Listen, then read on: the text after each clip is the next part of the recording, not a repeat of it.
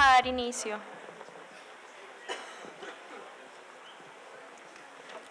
Buenos días. La Bauhaus, escuela alemana de gran importancia para la historia del diseño, surge en Weimar, Alemania, en 1999. Gracias a las ideas de los actores que impulsaron su creación, se lograron establecer a partir de la figura del diseñador como un mediador de la cultura moderna, relaciones objetivas entre los objetos y las necesidades del hombre, racionalizando los procesos de creación y producción de dichos objetos para hacerlos accesibles al proletariado. La unión de los esfuerzos entre sus artesanos y artistas eliminaron lo que no era necesario para alcanzar la economía de los materiales en cada objeto diseñado, factor que más tarde devendría en lo que se conocería como la accesibilidad democrática del producto. Esta escuela, aún después de su cierre en 1933, continuó influenciando en la creación de las escuelas latinoamericanas en el contexto de la posguerra. Es por ello importante conmemorar los 100 años de su surgimiento, ya que las bases que fundamentó el movimiento del diseño moderno aún se visibilizan en las tendencias de diseño y en los modelos pedagógicos de la actualidad, obviamente adecuados a las exigencias y los contextos de esta época. En el momento en que se decidió que el país invitado a la Cátedra Europa 2019 sería Alemania, no se dudó en que el evento Bauhaus en Uninorte se desarrollaría para conmemorar los 100 años del surgimiento de una de las escuelas alemanas más representativas en la historia del diseño. Es por ello que estamos aquí y es una realidad. La Escuela de Arquitectura, Urbanismo y Diseño de la Universidad del Norte quiso unirse a esta celebración de gran importancia para sus funcionarios, docentes y estudiantes. Es así que hoy contamos con la visita de tres expertos conferencistas que vienen desde la Bauhaus Universität de la ciudad de Weimar y desde la ciudad de Ulm, Alemania. 3 profesores, arquitectos y diseñadores, Norbert Korrek, Max Pelch y Marcela Quijano, se encuentran aquí para interactuar con nosotros y contarnos sus experiencias y conocimientos sobre el tema. Es momento de comenzar con nuestra primera conferencia, The Significance of Henry van de Velde and His Arts and Crafts Movement for Bauhaus, a cargo del profesor Norbert Korrek. De 1978 hasta 1983 fue asistente en el área de diseño, así como en la de arte. Trabajó en la construcción y gestión de talleres artístico-experimentales en la sección de arquitectura. En 1983 fue aspirante en el campo de la teoría e historia de la arquitectura. En 1986, doctor en historia de la Hochschule für Gestaltung Ulm. Desde 1986 hasta el 2009 realizó la organización de los coloquios internacionales de la Bauhaus en Weimar. De 1990 hasta el 2008 fue colaborador de investigación en la Cátedra de Diseño y Teoría de la Arquitectura. Desde el 2008 trabajó en Teoría y Historia de la Arquitectura Moderna. Actualmente es miembro del Instituto Bauhaus de Historia y Teoría de la Arquitectura y Planificación en la Bauhaus Universität Weimar. Sus intereses de investigación se encuentran en el marco de la historia universitaria de Weimar. Posee publicaciones y exposiciones sobre la obra arquitectónica de Henry van de Velde, la Bauhaus y su recepción en la República Democrática Alemana, así como los edificios del nacionalsocialismo en Weimar. Mil gracias por la presentación. Le agradezco que pueda estar en Barranquilla. Puedo hablar de Henry van de Velde, arquitecto, diseñador, y también puedo hablar de la Bauhaus estatal. Me voy a limitar a los años en que Van de Velde fue el protagonista y que fue también el precursor de la Bauhaus, que se celebra este año sus 100 años. Y mil gracias por la invitación para esta celebración de los 100 años de la Bauhaus aquí en la Universidad del Norte. En la literatura se encuentra muchas veces la literatura de que el Bauhaus rompió la literatura y en el arte y que con esa ruptura pudo hacer toda la necesidad que había de una innovación en el arte y en las artesanías. Ha sido un icono de la modernidad que se pudo desarrollar. El programa de la Bauhaus de 1919 también se basó en las necesidades, en los discursos sociales y en las experiencias pedagógicas del siglo XIX. Es el justo esfuerzo de Gropius que se pudo hacer realidad después de que fracasó las academias tradicionales para la formación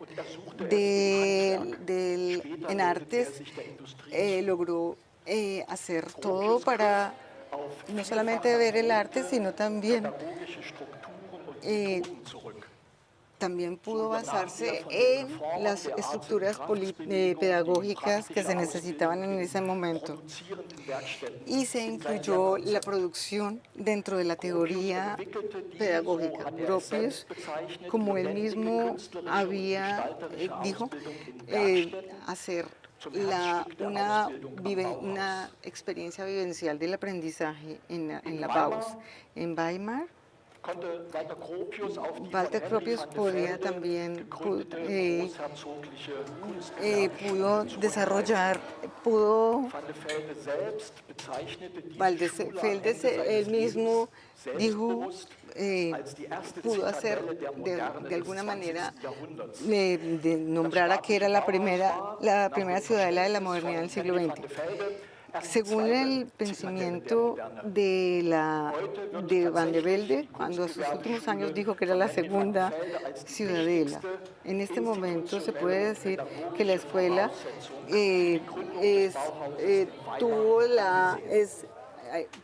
puso todas las condiciones necesarias para el desarrollo de la Bauhaus.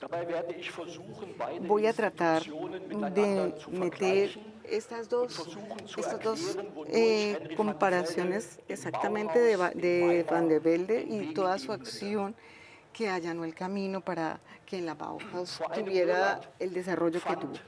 Hace un mes se realizó en la escuela de la Escuela Superior de la Chambre de Bruselas, se hizo una discusión de la importancia de la Escuela de Artes y Oficios de Henri Ver en la Bauhaus, algo similar a lo de acá. También la Escuela de Bruselas fue fundada por Van der Velde en la Academia de Artes y Oficios en su época. Eso fue en 1926, en una época entonces en que ya se había tenido que ser reabierta en Dessau. Van der Velde llamó esta escuela en Bruselas entonces la tercera ciudadela de la modernidad. La fundación de Bauhaus en la pequeña ciudad de Weimar tuvo lugar inmediatamente después de la Primera Guerra Mundial, tras el final de la monarquía de Alemania. En Weimar entonces era la capital del Gran Ducado de Sajonia-Eisenach y tenía tan solo 35.000 habitantes. En lo político, lo militar y lo económico no eran significativas la ciudad y sus alrededores. La grandeza de Weimar estaba en lo espiritual. Eso seguramente lo habrá dicho Goethe. Pero realmente era la ciudad del centro de la literatura alemana. ¿Cómo vino Van der Velde a Weimar? En el año 901 murió Karl Alexander el Gran Duque. No había sido un político importante, pero sí un mecenas generoso. Quería desarrollar a Weimar como la capital de la cultura. A Karl Alexander le gustaba mucho contar la historia de que cuando era niño había jugado debajo del escritorio de Johann Wolfgang von Goethe. Tal vez por ello promovió por 2 décadas especialmente el arte y la cultura. A sus proyectos exitosos pertenece una escuela de arte fundada en 1860, que se puede ver aquí en el lado izquierdo, que fue, después en 1919 fue parte de la Bauhaus. Después de la muerte de Karl Alexander, las hermanas del filósofo Friedrich Nietzsche, que se llamaba Elisabeth Förster, aquí hay un problema técnico, un segundo, se llamaba Elisabeth Förster, y podemos ver a la izquierda, y después también Heinrich Graf Kessel, que ellos hicieron esfuerzos para traer a Weimar a Henry van der Velde. Contra la política del arte dogmática y de la definición nacional del Kaiser alemán, debía van der Velde hacer de la ciudad de Weimar un lugar de la modernidad internacional. Förster, Nietzsche y Harry Graf Kessler, que se ve a la derecha, le aconsejaron un nuevo inexperto gran duque Wilhelm Ernst, el reformista de arte, como asesor artístico. La primera misión de Van der Velde en Weimar consistía en revivir la artesanía regional y modernizar los logros de la pequeña industria. Van der Velde asumió la tarea nueva en Weimar con ambición y confianza en sí mismo. ¿Quién era realmente Henry van der Velde?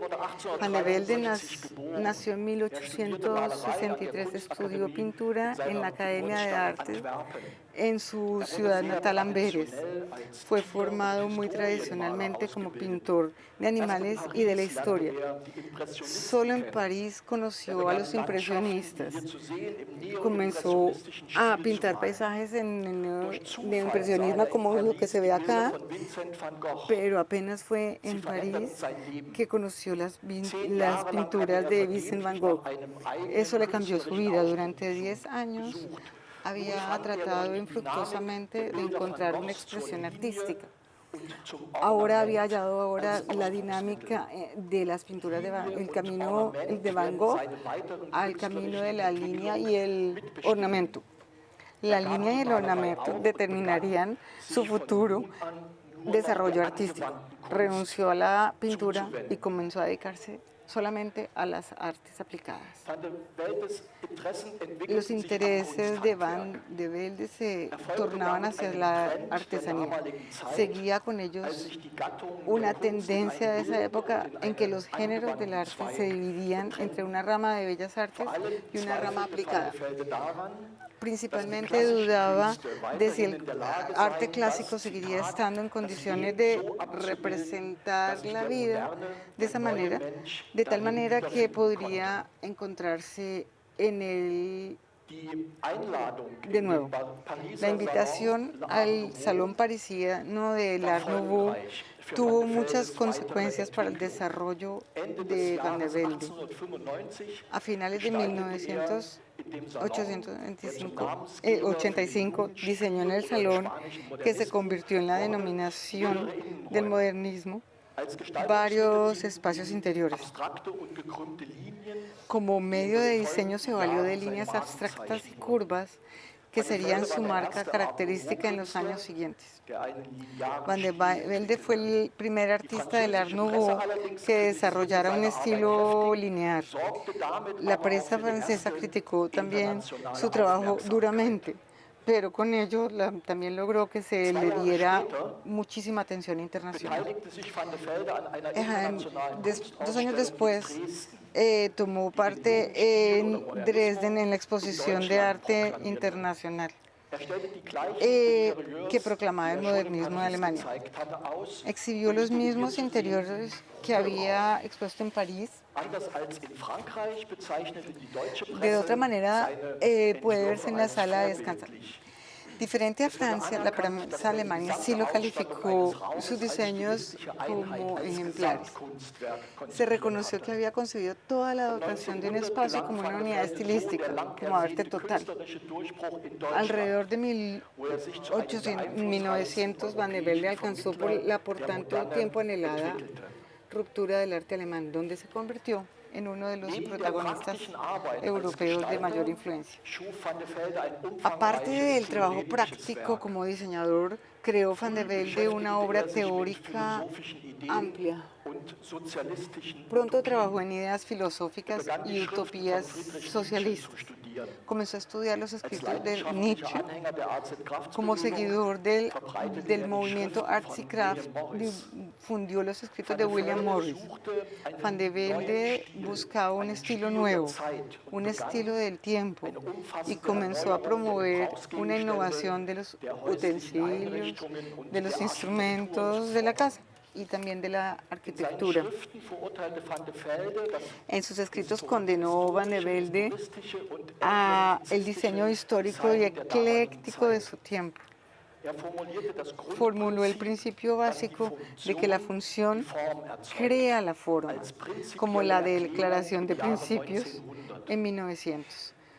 Con ello llegó a la misma convención a la que había llegado Louis Sullivan en 1896 con el lema Form follows function.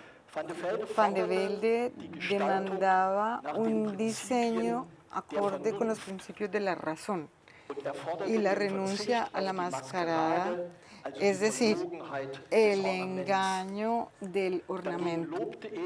Por el contrario, alababa la lógica constructiva del artesano y del ingeniero.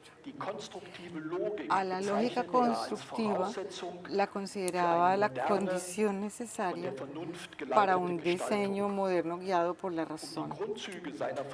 Para hacer realidad los principios de su belleza acorde con la razón, demandaba también un tipo de diseñador.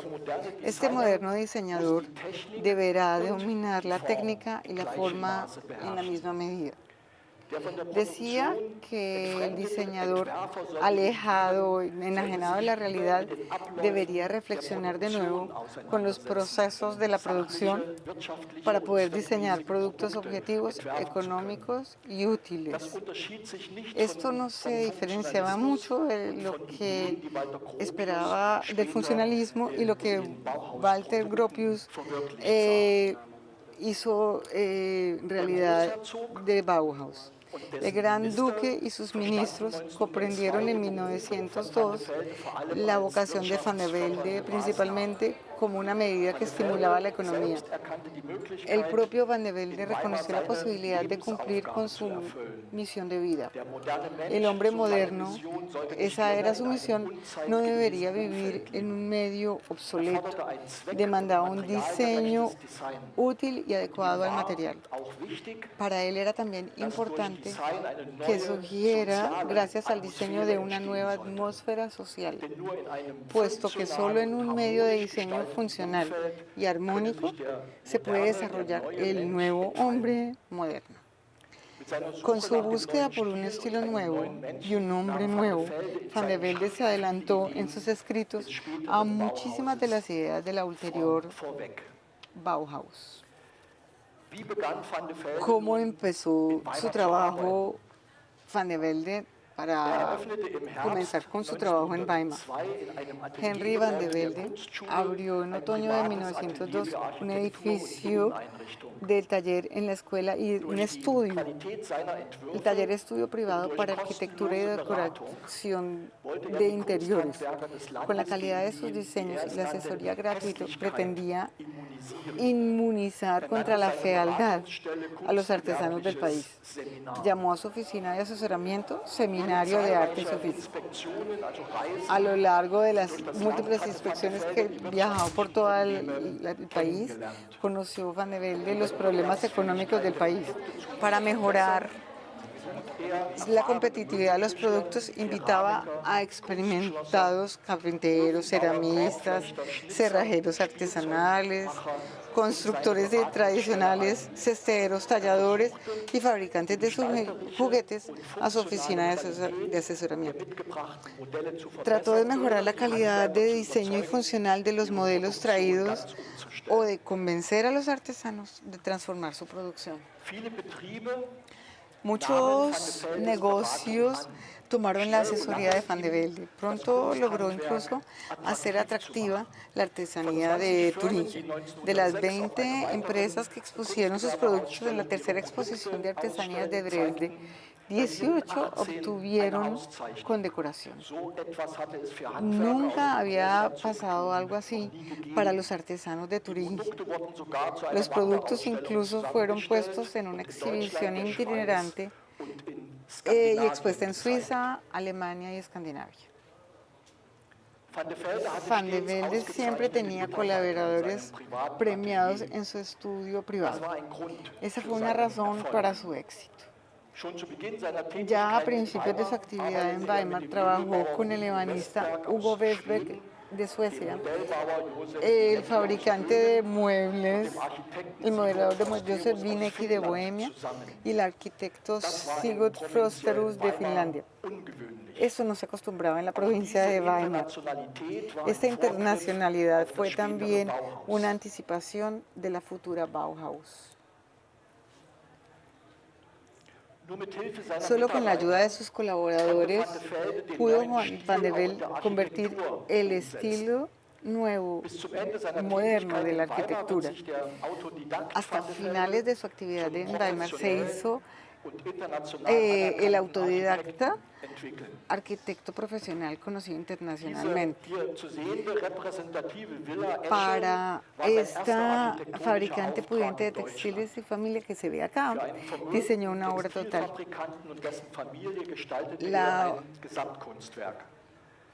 La unidad comprendía el diseño de la fachada y la organización de los espacios, el mobiliario y los objetos privados.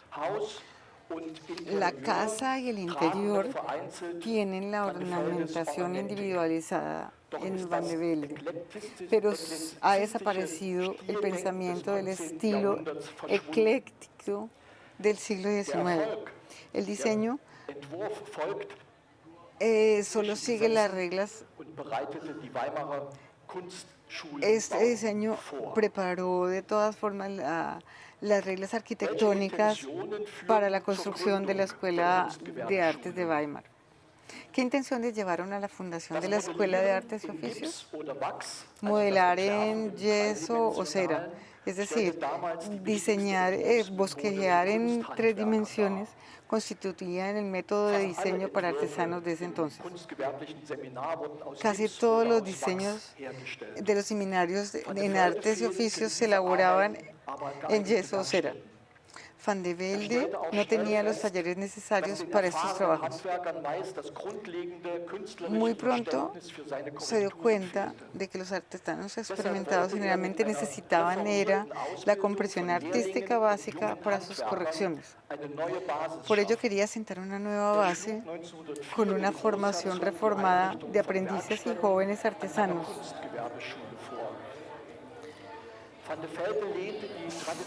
Van de Velde se rechazó la escuela tradicional que no podía formar en los oficios tradicionales.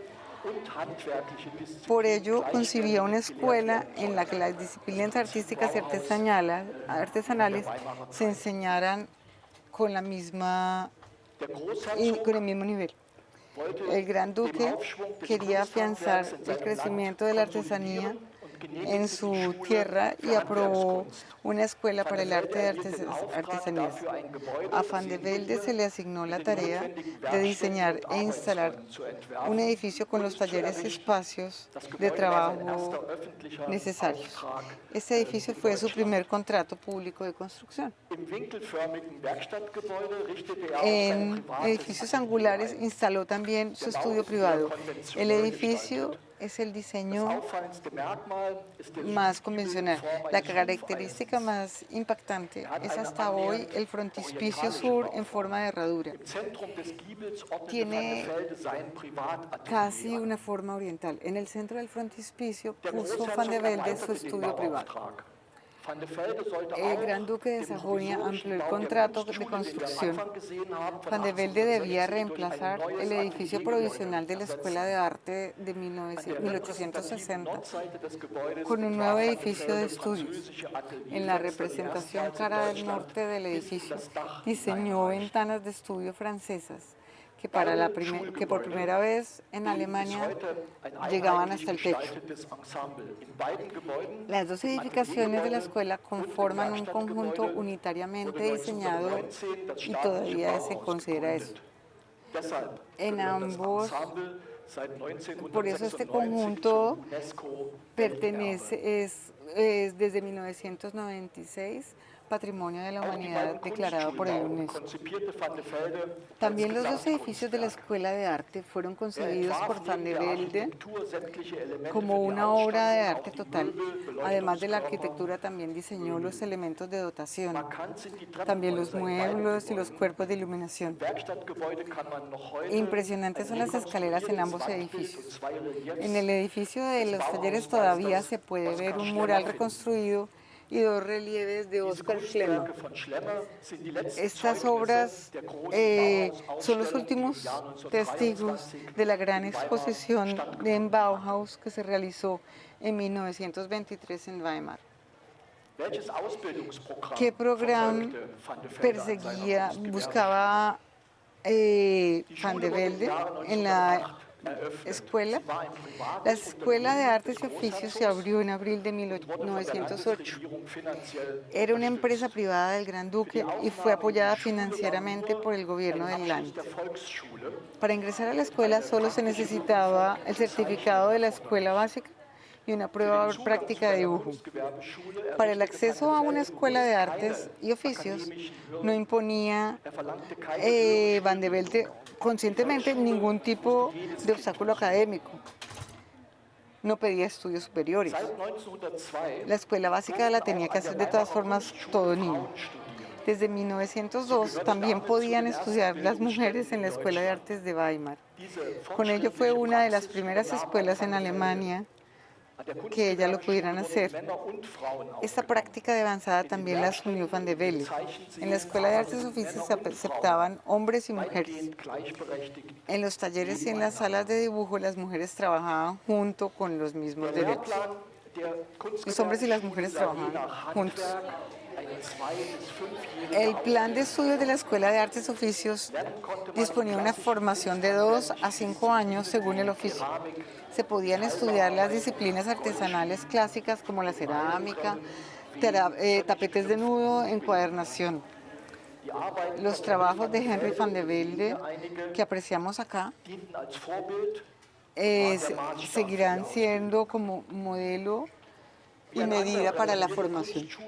Como en otras escuelas de artes y oficios reformadas, también las y los estudiantes experimentaban en la escuela de Van de Velde con diferentes materiales antes de especializarse en un determinado oficio.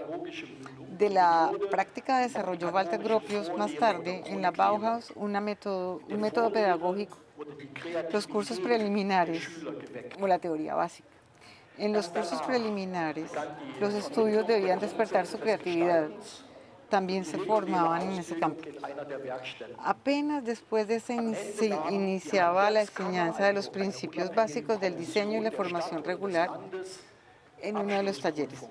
Al final, la correspondiente Cámara de Oficios de la ciudad o del Land hacían el examen final. El aprendizaje exitoso de un oficio era requisito para culminar los estudios con un diploma de la Escuela de Artes y Oficios. También esta tarea fue tomada por Walter Gropius más tarde en Bauhaus.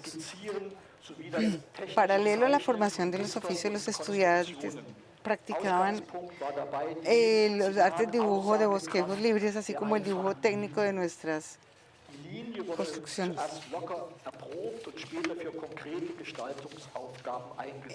La línea era como, por ejemplo, primero se probaba de forma suelta y después se elaboraban las tareas concretas de diseño. para el relleno armónico del círculo y cuadrado o para conseguir las bandas continuas, por ejemplo. Además, la teoría de la proyección y dibujo perspectiva también se presentaba en conferencias sobre la historia de arte de los estudiantes. En la forma se practicó desde el principio el dibujo de ornamentos, pero de forma intuitiva. Más tarde se añadía el uso del color, por ejemplo, para el esbozo de muestras de tela. Aquí podía Van der Velde seguir la teoría del color de la que se ocupaba como pintor. En París, este tipo de ornamentos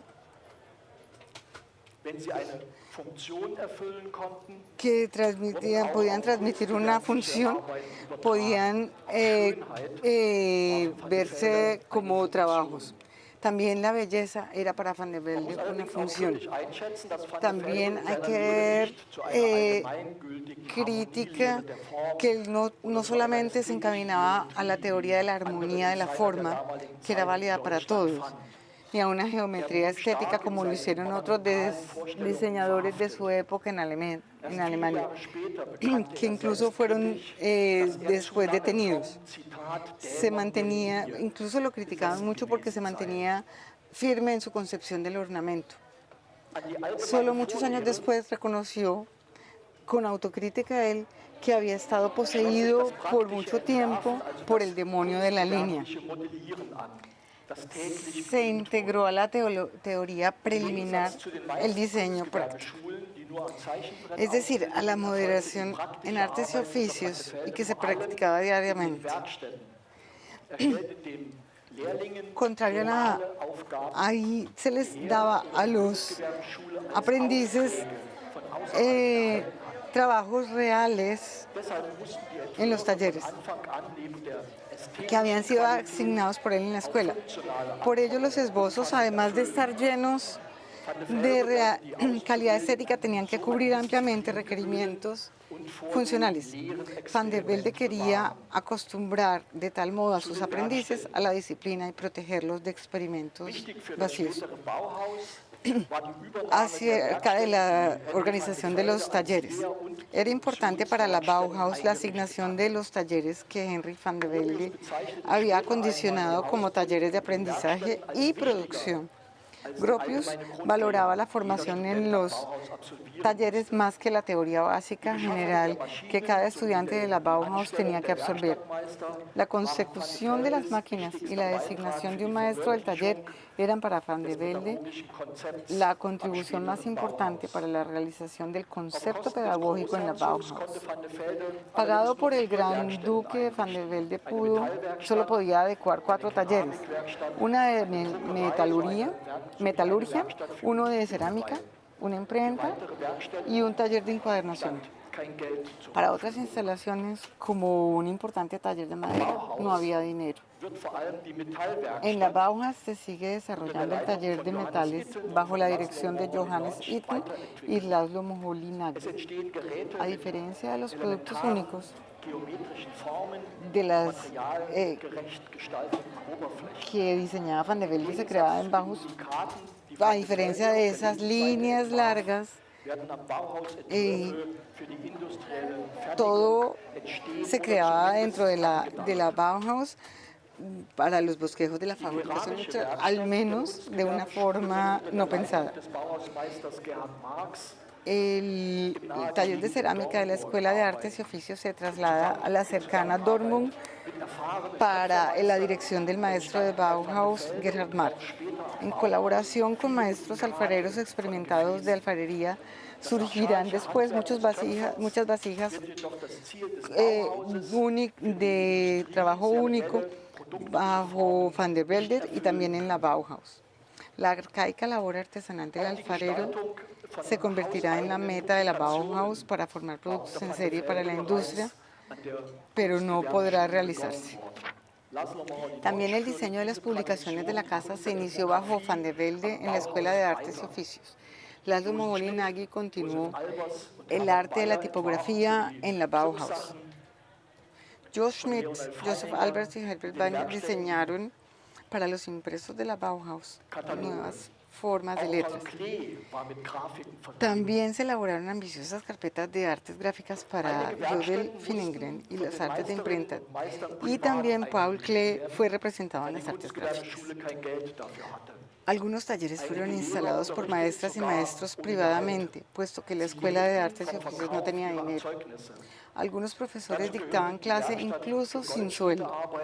Vivían de la venta de sus creaciones. A ellos pertenecían el taller de orfebrería y de esmaltes, la fábrica de tejidos y un taller para anudar tapetes. Gropius también asimiló estos talleres a la Bauhaus.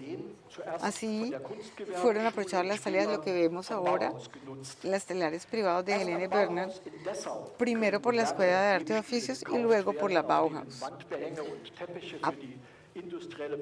Apenas en la Bauhaus de Dessau se pudieron comprar telares modernos. Se elaboraron tapices y colgaduras para la producción industrial. En la Bauhaus también instaló Walter Gropius talleres que no había en la Escuela de Artes y Oficios de Van de Velde. Ahí se incluyeron talleres para tallado y para pintura mural, en los cuales Oskar Schlemmer presentaba el diseño mural para la gran exposición de la Bauhaus en 1923. Era reconocido mundialmente el taller de teatro de la Bauhaus, en la que Schlemmer presentó su famoso ballet triádico con disfraces de plástica espacial. También este taller no perteneció al perfil de la Escuela de Artes y Oficios de Van de Velde. Obviamente,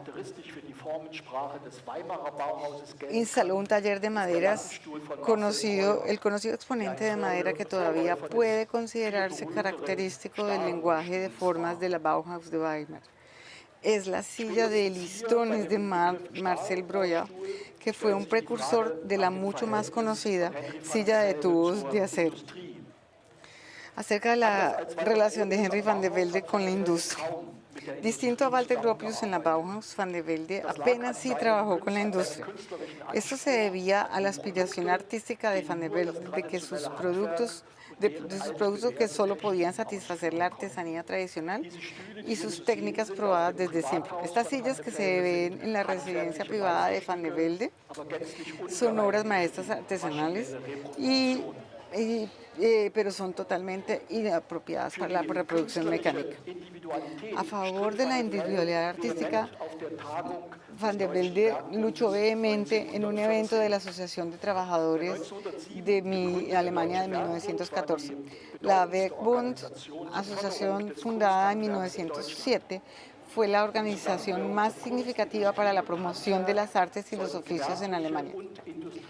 En colaboración con el arte, la industria y la artesanía, deberían mejorarse los productos industriales de la rama para aumentar la exportación alemana.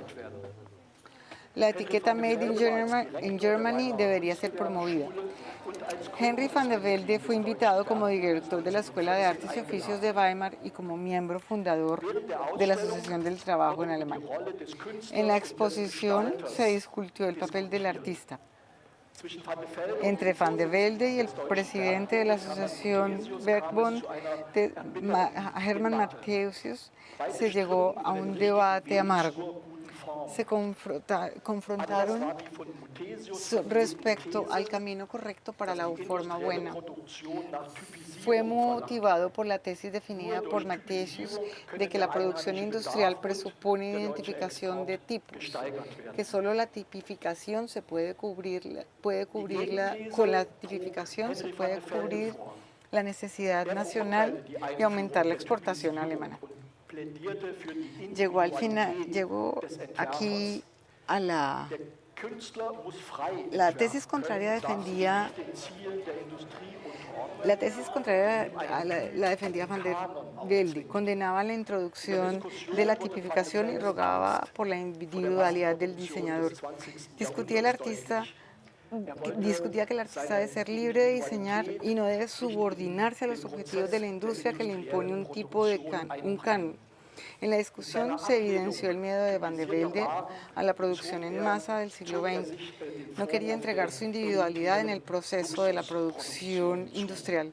Con su rechazo a los productos tipificados, se ganó el reproche de la producción elitista de los negocios. Y aquí entro en la última fase de mi presentación. Van de Velde nos dio una discusión con la industria que apuntara al futuro. Bajo el lema El arte y técnica, una nueva unidad, se reconocerían apenas con Walter Gropius en la Bauhaus, el arte, la técnica y la ciencia como recursos iguales. Por eso fue como el precursor. La discusión con la industria, con la producción industrial, será el legado de Bauhaus. Los talleres tradicionales de la Escuela de Artes y Oficios de Van de Velde fueron tomados por Walter Gropius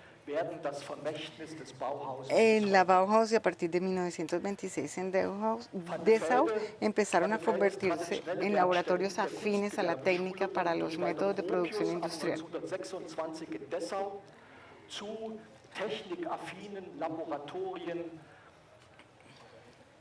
Für industrielle Fertigungsmethoden weiterentwickelt.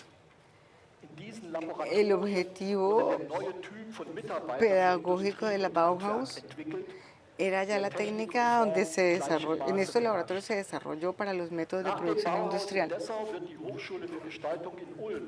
Después de la Bauhaus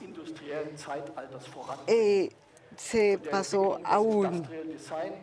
Y por eso los aspectos del diseño industrial y para la producción industrial y que están relacionados como que lo describía una vez Tomás Maldonado y que mi colega Marcela Quijano hablará después en continuación a esto. Muchas gracias.